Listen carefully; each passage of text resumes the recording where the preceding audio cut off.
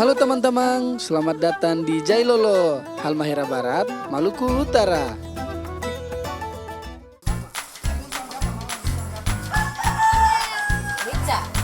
Nenek, ibu.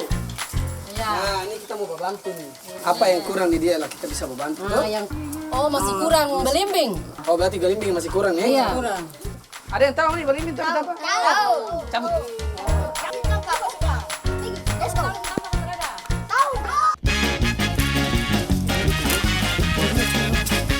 Kumpul di bawah kata yang peti.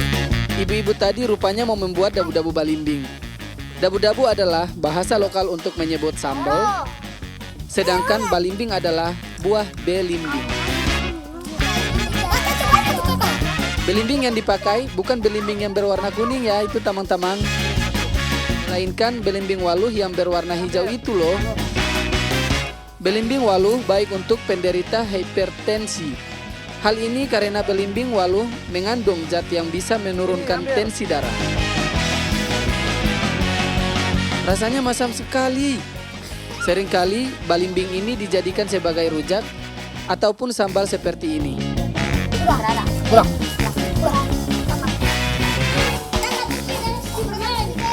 Ini sudah. Ibu. Cukup terang.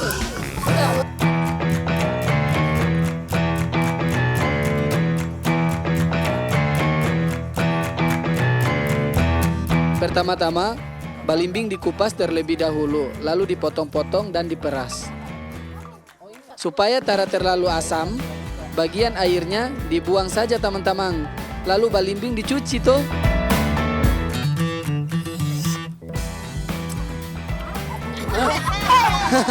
Asam sekali. Di daerah Maluku ini, sambal tidak hanya terasa pedas saja, tapi teman-teman, rata-rata sambal ini di sana ada rasa asam dan segarnya luar biasa. Asap ke sana, di sini bubuk habis terakhir. Nah, ada satu nih keunikan dari dabu-dabu belimbing ini, yaitu menggunakan santan kelapa dalam pembuatannya. Bumbu-bumbu lain seperti bawang merah, bawang putih, dan cabai tetap wajib harus ada ya teman-teman. Ya. Semua bahan sudah siap. Saatnya Aldi memasak dulu ya.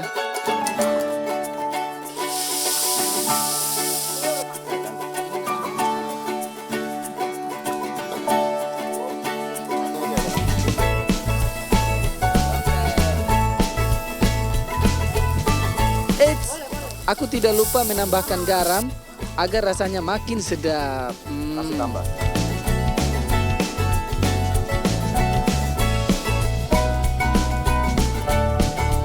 Sambal ini dimasak hingga air santannya meresap.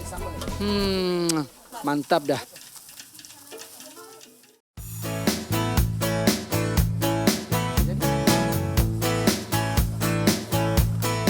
Teman-teman, di Jailolo ini tidak hanya ikan dan ayam saja yang bisa dikonsumsi.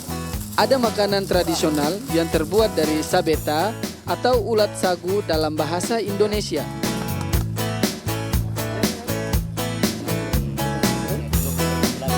Aku penasaran ingin memasak dan memakan ulat itu. Tapi pertama-tama aku harus mencari ulatnya dulu dengan bapak-bapak di sini.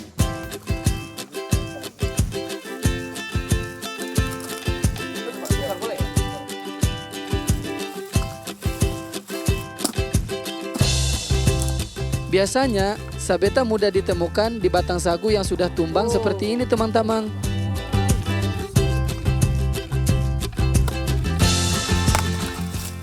Oh ini nih. Oh kalau dia lama dia menjadi kumbang ya. Jika dia masih mau menjadi kumbang dia seperti ini.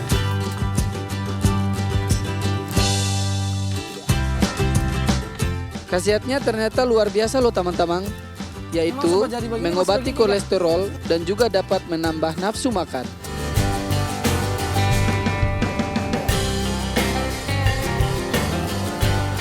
Oh jatuh. Di sini, sabeta biasa dimasak dengan berbagai macam olahan. Ada sabeta yang ditusuk, ada sabeta panggang, ada juga sabeta yang dibakar oleh bambu.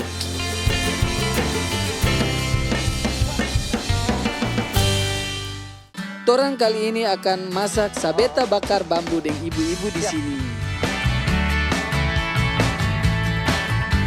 Pertama-tama, siapkan dulu bahan-bahan pelengkap untuk makan sabeta ya teman-teman. Ada jagung manis, ubi, dan pisang mulut bebek. Semua bahan ini digunakan sebagai sumber karbohidrat. Karbohidrat yang berasal dari umbi-umbian ternyata lebih baik dari nasi loh. Kandungan glukosa atau gula pada umbi-umbian lebih sedikit dibandingkan glukosa pada nasi, sehingga aman bagi penderita diabetes. Dan rasa kenyangnya pun bisa tahan lebih lama di perut. Iya tuh teman-teman.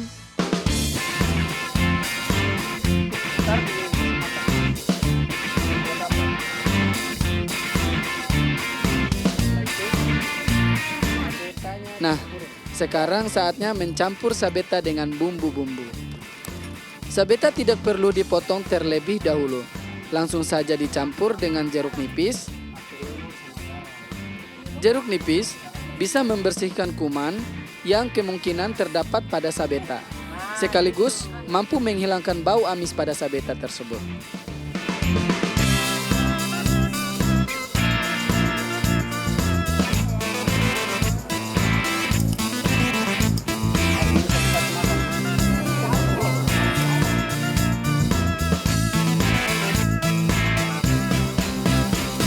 Setelahnya, barulah sabeta dicampurkan dengan bumbu yang sudah disiapkan.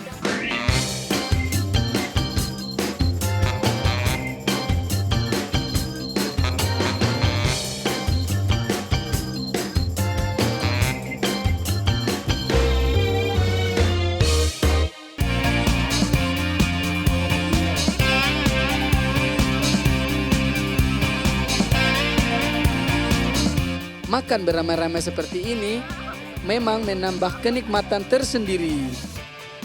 Sedap. Makanan tradisional seperti ini wajib dilestarikan. Tapi ingat, bagi teman-teman yang alergi protein yang tinggi, lebih baik berhati-hati kalau mengkonsumsi sabeta ini loh. Karena proteinnya lebih tinggi dibandingkan protein yang berada di udang loh.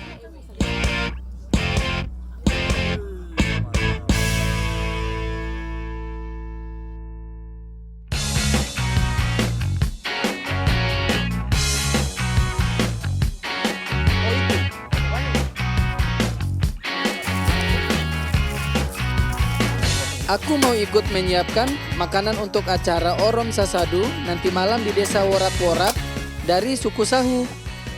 Orom Sasadu adalah upacara adat sebagai bentuk syukur atas hasil panen. Biasanya acara ini berlangsung hingga 1 minggu. Untuk itu, aku bersama bapak-bapak ini mencari bambu terlebih dahulu. Bambu yang digunakan besarnya harus pas. Tara terlalu besar sih, tara terlalu kecil juga. Tapi yang pasti bambu yang digunakan haruslah bambu yang masih muda. Agar ketika tong bakar, warna bambu tidak berubah menjadi hitam.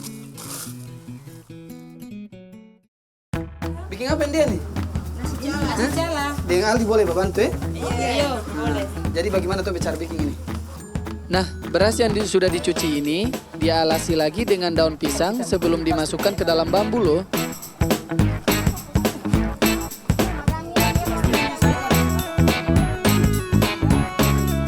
Ini dia yang membuat nasi tradisional ini dinamakan nasi kembar. Karena peletakan berasnya di dua sisi seperti ini.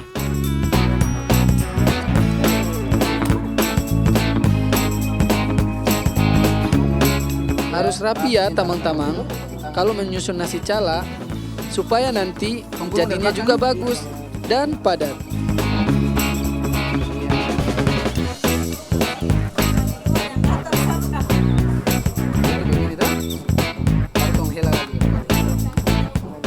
Setelah itu, barulah nasi siap dimasukkan ke dalam bambu.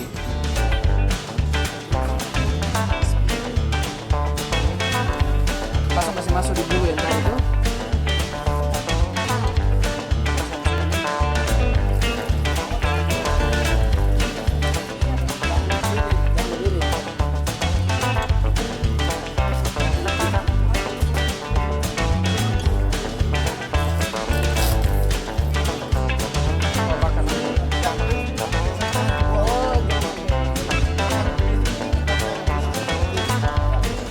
berbeda dari daerah lain.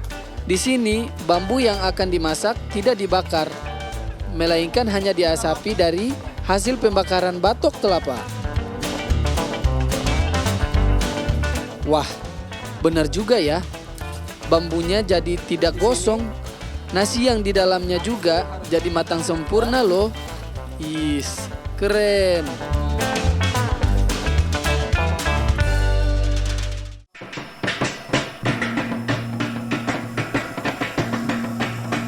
Nah, sekarang sudah saatnya pesta adat ini dimulai, tamang-tamang. Di sini, semua orang yang terlibat dalam pesta harus menggunakan pakaian adat, termasuk kita juga tuh. Kita pakai pakaian adat khusus untuk tamu. Untuk orang muda yang belum menikah, memang harus menggunakan kain yang pendek seperti ini.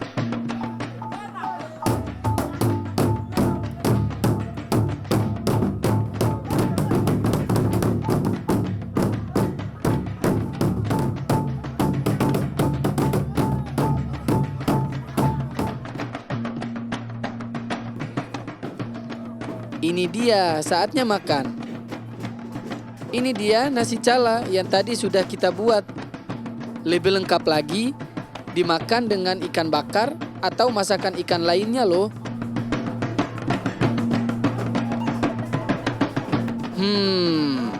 Memang enak. Nasinya tidak terlalu keras dan tidak juga terlalu lembek.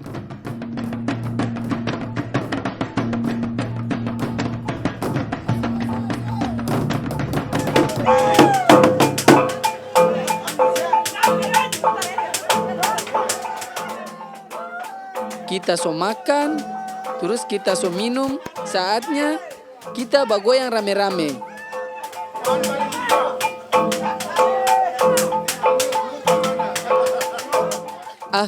Memang gerakan kita agak kaku sedikit. Habis kalau lagu sudah begini, siapa yang bisa menahan bergoyang toh? Hai.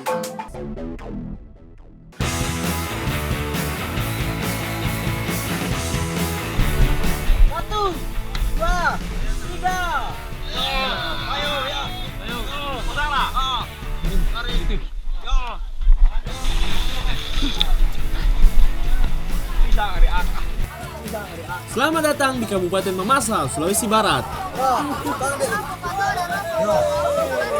Kami di sini masih menjunjung tinggi kegotong royongan. Seberat apapun pekerjaan akan terasa ringan jika dilakukan bersama-sama. Seperti memindahkan mini alang atau lumbung padi. Kami akan memindahkan lumbung padi ke tempat yang lebih luas.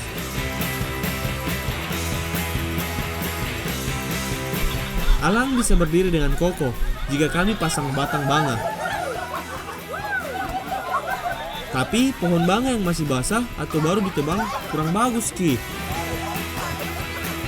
Jadi kami memasang batang kayu lain untuk sementara.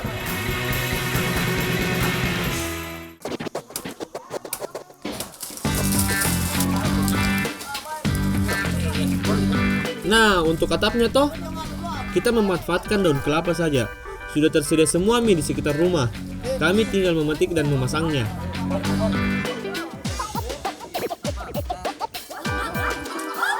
Deh. Harus hati-hati kalau naik tangga. Memasang atap seperti ini. Apalagi kalau selepas hujan, Ki. Tanah di sini masih lumayan licin sekali. Bisa terpeleset, Ki.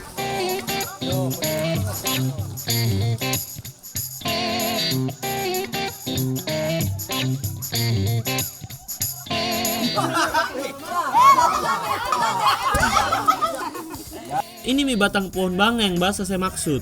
Belum bisa dipasang sekarang, harus dijemur dulu.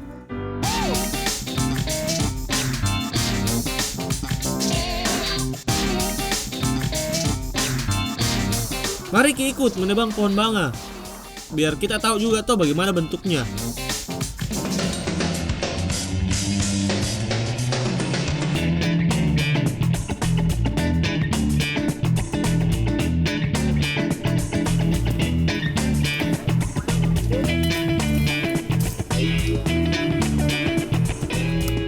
Tanaman banga biasanya toh tumbuh di tepi-tepi sungai.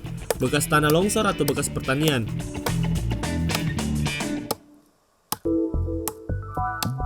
Teman-teman, kita tuh harus tahu dan harus hati-hati dengan pelepah dan batang yang berduri.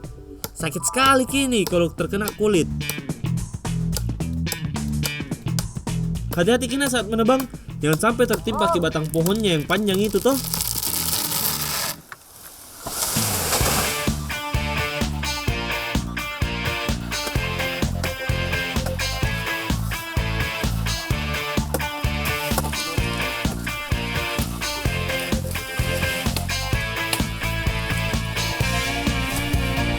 Tidak hanya batang banga yang kami bawa, bagian umbut banga juga bisa dimanfaatkan. Bisa jadi makanan yang lezat. Mari kita bawa pulang nih.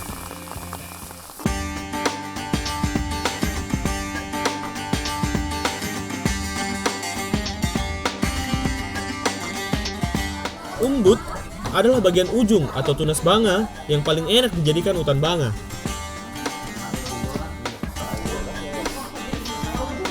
Utan banga boleh dicampur daging apa saja. Hanya umbut banga pun tak jadi masalah. Kali ini kita bikin saja dari daging ayam toh. Daging ayam paling cocok untuk aneka sayur. Kandungan protein dan lemaknya juga bagus untuk tubuh kita. Potong-potong ke daging ayam biar mudah digigit. Cabai ditumbuk sampai halus. Mau tahu Ki, kenapa cabai makin terasa pedasnya? Itu karena ditumbuk sebiji-biji dan urat cabainya. Kandungan capsaicin yang bikin pedas ada semua di situ. Umbut banga diiris-iris tipis Ki, biar lebih mudah dimatang. Urusan kelapa sudah ada yang dapat tugasnya. Kelapa tua diparut dan diambil santannya. Makin tua kelapa makin banyak santannya, makin gurih juga rasanya. Bumbu yang kami pakai sederhana saja. Bawang merah dan bawang putih dikupas dan ditumbuk. Kunyit juga dihaluskan. Kunyit tidak hanya membuat utan banga lebih menarik warnanya, kunyit juga ikut memberi variasi rasa makanan.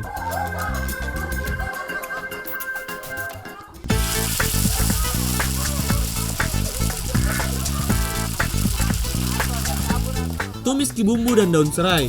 Kalau sudah berubah warna, masukkan ke ayamnya dan diaduk. Tuang santan, tunggu ayam matang, baru tambahkan umbut banga. Sekarang kita tinggal menunggu umbut banga empuk.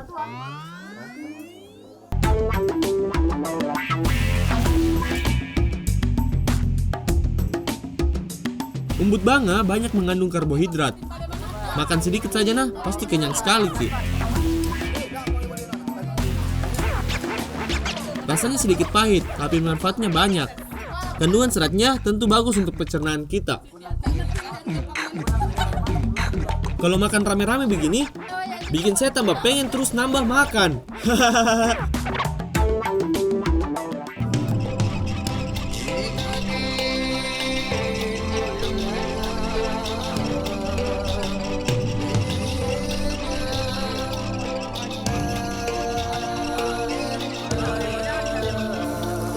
Menangkap ikan adalah salah satu kegemaranku. Biasanya saya dan teman-teman menangkapnya dengan bubu.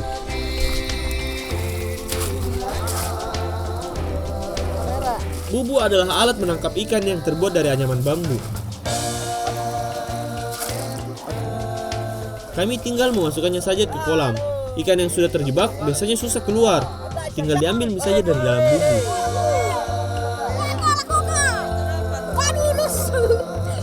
Tapi kadang-kadang ikan itu tuh gesit juga. Biasanya kabur ke lewat bawah bubu. Semangat kita teman-teman, cari ke ikannya nah.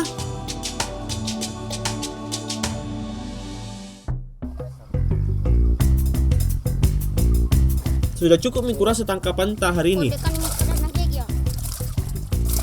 Ikan hasil tangkapan akan kami jadikan nasu balai bulawan. Sudah ada sabar main ingin coba Ki.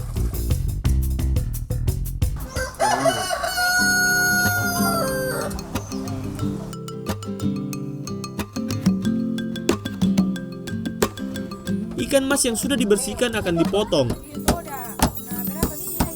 Kalian tahu tuh teman, ikan banyak sekali manfaatnya. Ada kandungan vitamin B6 yang membantu metabolisme asam amino dan mencegah anemia. Ikan juga mengandung fluor yang bagus untuk kesehatan gigi. Oh iya, ndak lengkap kita mau buat nasi balai bulawan kalau ndak ada cabenya. Amba deh, tumbuk sampai halus ini dulu cabe. Biar lebih mudah menumbuknya, sebaiknya diiris jadi potong-potongan yang kecil. Bawang merah dan bawang putih juga ditumbuk supaya aroma dan rasanya lebih meresap pada daging ikan. Begitu juga dengan jahe, kunyit, dan kemiri. Bumbu-bumbu ini juga harus dihaluskan.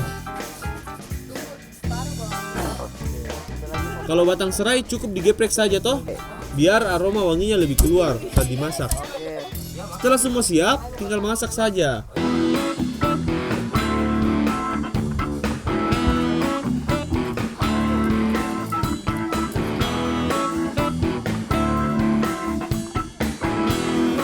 Tumis kidul ini bumbu halus dan serai sampai keluar aromanya. Baru kita masukkan ikan. Kasih air sedikit biar daging ikan matang sempurna.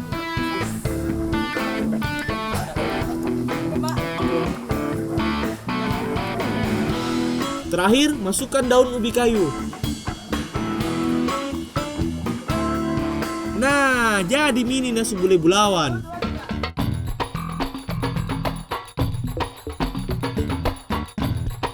Paling enak makan nasi balai bulawan dengan pisang rebus.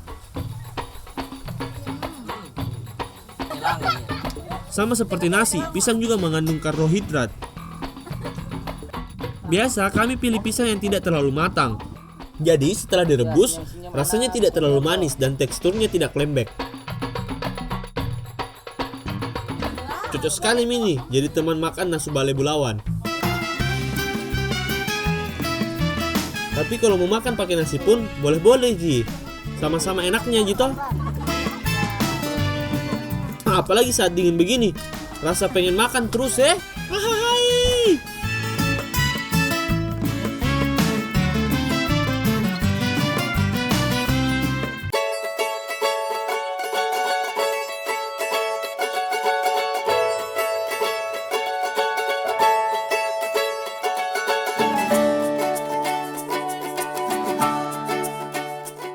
Selamat Makaren, selamat datang di Tanah Toraja. Kami sedang mengikuti upacara adat mengrarat tongkonan teman.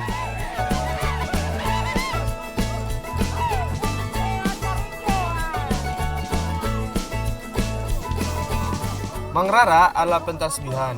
Mengrara tongkonan berarti pentasbihan atau peresmian rumah adat tongkonan sebelum ditinggali. Bukan rumah baru ya teman. Kebetulan sebelumnya ada tongkonan yang direnovasi. Setelah selesai, baru diadakanlah mengrara tongkonan.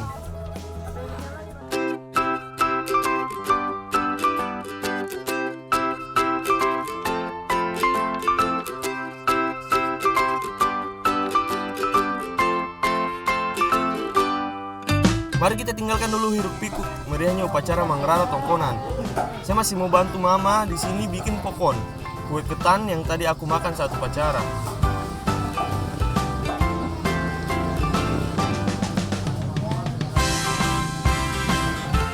Namanya juga memasak toh untuk banyak orang, jadi banyak juga yang bantu-bantu masak.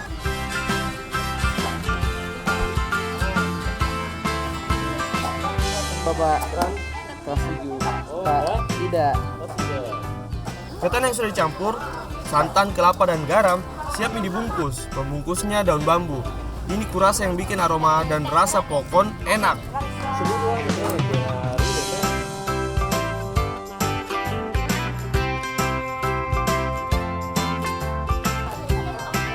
Sepertinya mudah kulihat. Mama tinggal melilit tali. Ternyata butuh trik khusus.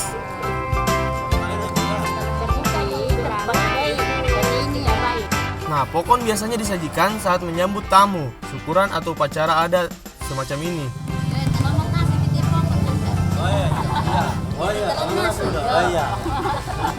Kalau semua sudah selesai mie, tinggal direbus sampai matang saja toh.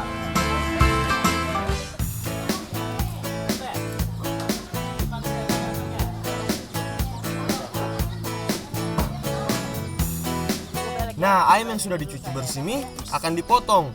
Tak ada ukuran yang pasti, teman. Yang penting bisa masuk dalam bambu saja. Ada yang spesial ini.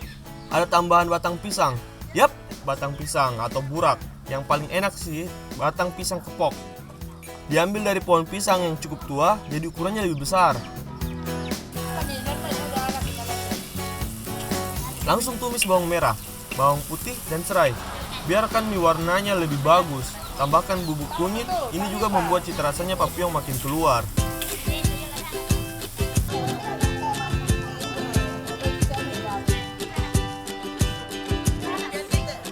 Daging ayam akan dicampur dengan bumbu tumis dan irisan burak.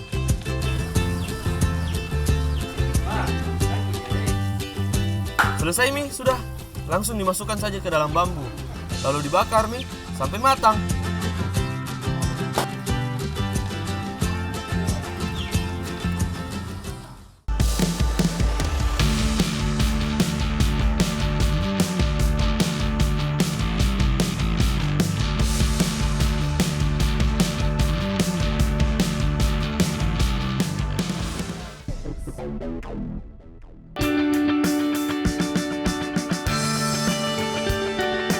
Di daerahku banyak sekali kue tradisional yang harus kalian coba.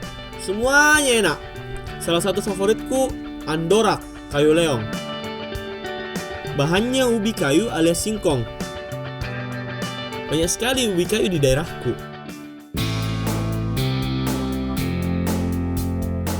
Ubi kayu tidak hanya bisa jadi pengganti nasi, tapi pas juga untuk diolah jadi makanan manis.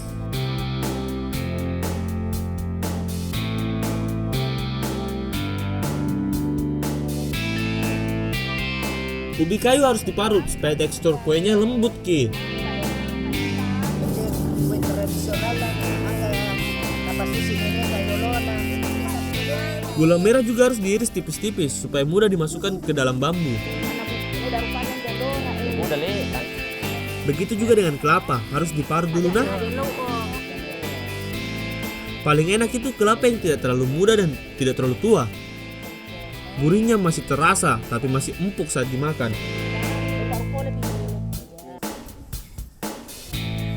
Setelah semuanya siap mie, tinggal dicampur dan dimasukkan ke dalam bambu.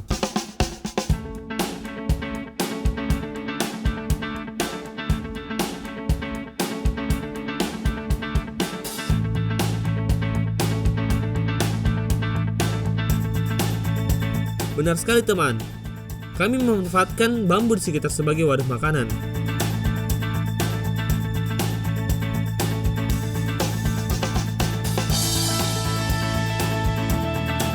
Tidak hanya membuat bentuknya bagus, tapi juga membuat aroma khas kue jadi makin keluar toh.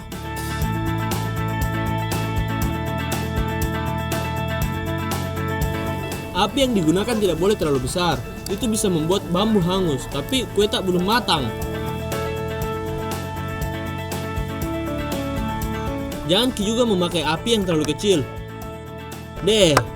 Lama sekali pasti matangnya. Apalagi batang bambu yang lumayan tebal.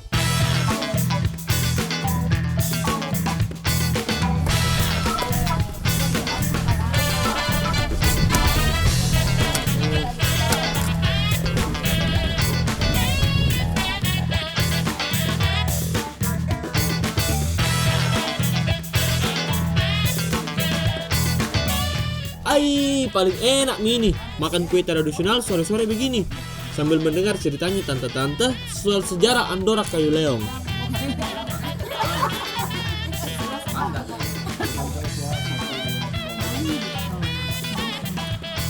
Dulu banyak sekali warga yang tidak mampu beli makanan. Mereka memanfaatkan yang ada di sekitarnya hingga dibuatlah andorak kayu leong ini.